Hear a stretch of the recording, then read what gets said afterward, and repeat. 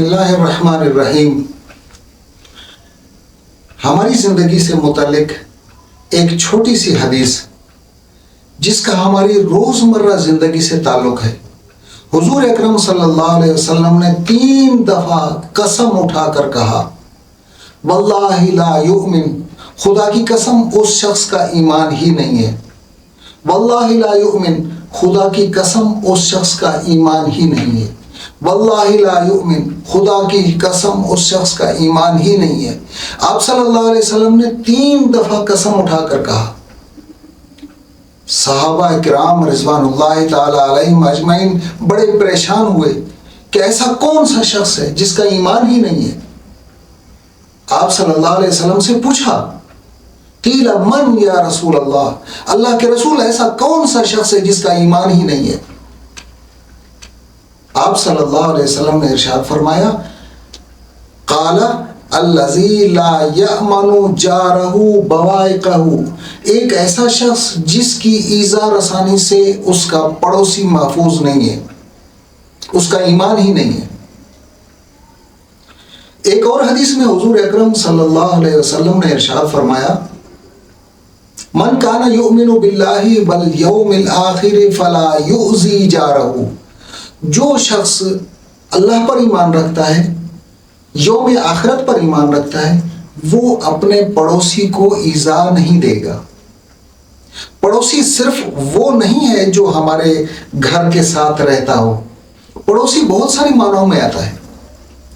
ساتھ سفر کرنے والا شخص پڑوسی ہوتا ہے، ساتھ رہائش پذیر ایک ہی کمرے میں رہنے والا ساتھی ہوتا ہے، ایک ہی ڈیسک پر بیٹھنے والا دوست ساتھی اسٹوڈنٹ وہ بھی پڑوسی ہوتا ہے. ایک ایسا شخص جس کی دکان آپ کی دکان کے ساتھ ہے وہ بھی آپ کا پڑوسی ہے. ایک ایسا شخص جس کے ساتھ سفر میں کچھ گھنٹے ہم ساتھ ہیں وہ بھی پڑوسی ہے. تو کسی بھی طرح سے پڑوسی کو جو شخص ایذا دیتا ہے، کوئی ایسا عمل کرتا ہے جس کے اس عمل سے اس پڑوسی کو تکلیف پہنچتی ہے، اس کا ایمان ہی نہیں ہے. جائزہ لینے کی بات یہ ہے، سوچنے کی بات یہ ہے کہ ہم اپنی زندگی کا جائزہ لیں.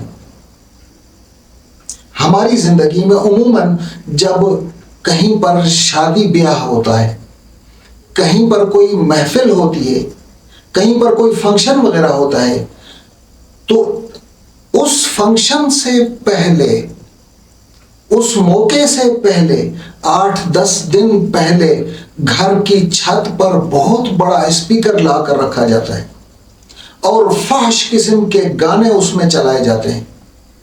پڑوسیوں کا جینا حرام کر دیا جاتا ہے. پڑوسی درد کی شدت سے بد دعائیں دے رہے ہوتے ہیں کہ اللہ ان کو غرق کرے، ان لوگوں نے ہمارا جینا حرام کر دیا، ان لوگوں نے ہمارا آرام حرام کر دیا. تو اس طرح کی بد دعائیں لے کر جو ہم فنکشن کریں گے، جو ہم شادی کریں گے، جس طرح کا ہم کوئی پروگرام کریں گے، اس میں اللہ کی رحمت کہاں سے شامل ہوگی؟ یہ پڑوسیوں کو ایذا دینا، اذیت دینا اور تکلیف دینا ہے. اس طرح کا بڑا اسپیکر لگا کر ہو سکتا ہے کہ کوئی شخص مریض ہو، پڑوس میں ہی کوئی شخص مریض ہو، وہ آرام کرنا چاہتا ہو، ہم نے اتنا بڑا اسپیکر اس کے سر کے اوپر لگایا ہوا ہے، فحش قسم کے گانے ہم چلا رہے ہیں. خود تو اپنا آرام تو حرام ہے ہی ہے، ہم دوسرے کا آرام بھی حرام کر دیتے ہیں. کہیں پر بازار میں جائیں تو اگر کسی ہوٹل یا کسی میوزک شاپ کی برابر میں آپ کی کوئی دکان ہے، کوئی آپ کا کوئی ٹھیلا ہے، یا آپ کوئی روزگار کر رہے ہیں، تو وہاں پر آپ کا کھڑا ہونا محال ہو جائے گا.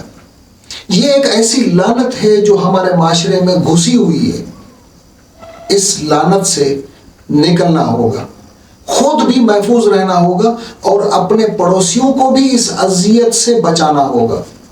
حضور اکرم صلی اللہ علیہ وسلم نے ارشاد فرمایا من کان یؤمن باللہ والیوم الآخر فلا یؤذی جارہ، تم میں سے کوئی بھی شخص اہل ایمان اس وقت تک نہیں ہو سکتا، یا جس شخص کا اللہ کے اوپر اور آخرت کے اوپر ایمان ہوگا تو وہ اپنے پڑوسی کو کبھی بھی ایذا نہیں دے گا۔ کوئی بھی زندگی میں ایسا کام نہیں کرے گا جس سے پڑوسی کو اذیت اور تکلیف ہو۔ کچھ لوگ اپنے گھر کا گندا پانی باہر گلی میں بہا دیتے ہیں، کپڑے دھو رہے ہیں تو وہ پانی باہر گلی میں پھیلا دیتے ہیں، مچھر ہوتے ہیں، عفونت پھیلتی ہے، جراثیم پھیلتے ہیں، پڑوس کو اذیت ہوتی ہے۔ اپنے گھر سے گند کچرا نکال کر باہر گلی میں پھینک دیا، اپنا کپڑوں کا پانی اور گندا پانی جو ہے وہ باہر گلی میں پھینک دیا، اس سے پڑوس کو اذیت ہوتی ہے۔